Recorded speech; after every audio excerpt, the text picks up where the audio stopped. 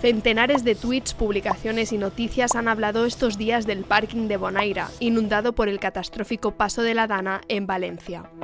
Desde que salieron las primeras imágenes del lugar, se han difundido falsas informaciones sobre la cantidad de víctimas que podía haber en su interior. Incluso se han manipulado imágenes de los bomberos, haciendo creer que este salía llorando del parking, cuando en realidad la secuencia completa del momento desmiente este bulo. La desinformación difundida en las redes y medios ha dificultado distinguir la verdad de la mentira en un momento tan delicado y le ha hecho un flaco favor a la gestión de la tragedia. Los medios de comunicación tenemos el trabajo diario de ofrecer la información más veraz y rigurosa posible. Ante tanta cantidad de bulos sobre la Dana y concretamente sobre lo que estaba ocurriendo en el parking de Bonaire, ¿cómo tratamos esta información en La Vanguardia? Lo que hemos detectado son dos grandes bulos. Ese mensaje que decía que los buzos habían encontrado decenas de muertos. Se decía, hay un audio de un buzo diciendo que está lleno de cuerpos.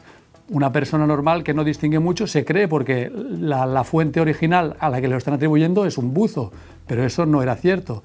Otro dato que se dio como bueno y que facilitaba que la gente se lo creyera, pero no era cierto, era lo de los tickets de los parkings. Después se vio que ese parking no iba con tickets, o sea que era absolutamente una invención. El parking estaba inundado, las autoridades no podían decir ni que era cierto ni que era falso, y alguien difundió eso y ganó un montón de viralidad y la gente se lo acabó creyendo. Se dio la información del temor que había de que allí pudiera estar sucediendo algo. Realmente era un parking grande en el que no se sabía lo que había sucedido, pero no se dio veracidad a estos dos datos. ¿Cómo se contrasta la información en un momento tan delicado? Es importante dar la información que dan las fuentes oficiales, aquella información que esté contrastada. Un diario como La Vanguardia, con sus periodistas in situ, lo que han visto con sus propios ojos, lo que han captado nuestros fotógrafos. Lo siguiente son las fuentes fiables, los organismos, aquella información que sabemos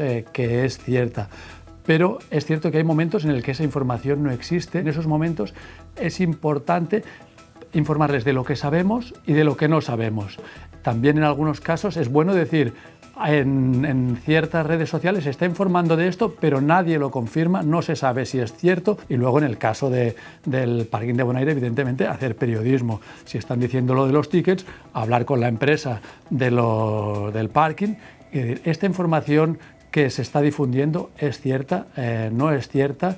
Nosotros, como medio de comunicación fiable, tenemos la responsabilidad de que si publicamos algo sea cierto y en ningún caso de contribuir a difundir algo que no esté contrastado. En un momento como el vivido durante estas semanas, todos vimos decenas de vídeos, fotos, mensajes con datos e informaciones. Cuando estamos ante esto, ¿cómo podemos saber qué es verdad y qué es una fake news? Los ciudadanos pues tienen que saber que todo aquello que les llegue, en primer lugar, tienen que dudar y lo que tienen de si es cierto o no. Lo que tienen que ver es la fuente por la que les llega, si les llega de una fuente que ellos consideran fiable, un medio de comunicación, una institución, un organismo que le dé credibilidad. También existen actualmente muchas páginas web, muchos medios de comunicación que tienen absolutamente la apariencia de fiables.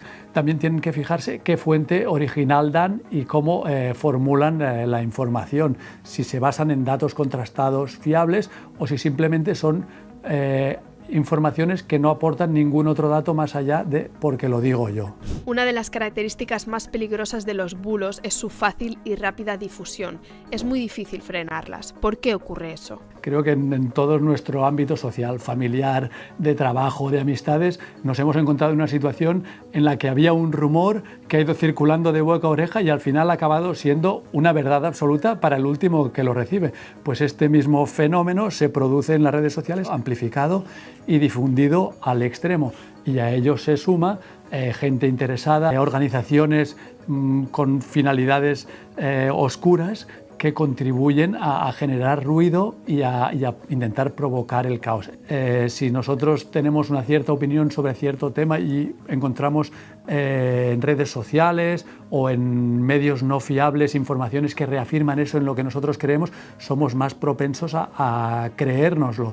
Un ejemplo que tenemos a día de hoy es la victoria electoral de Donald Trump, que es indiscutible que es un presidente que ha dicho mentiras, que dice cosas que no son ciertas, pero aún y así sus electores están esperando este mensaje, no les importa, se lo creen y le han votado en masa. Por lo tanto, ya vemos que las consecuencias de la difusión de los bulos tienen un efecto directo en la sociedad y en muchos casos pueden llegar a ser un peligro para la ciudadanía. Es por eso que todos debemos ser conscientes de ello y actuar para intentar combatir la difusión de las noticias falsas. La sociedad tiene que ser más consciente de lo que se difunde por las redes, que aquello no necesariamente es veraz.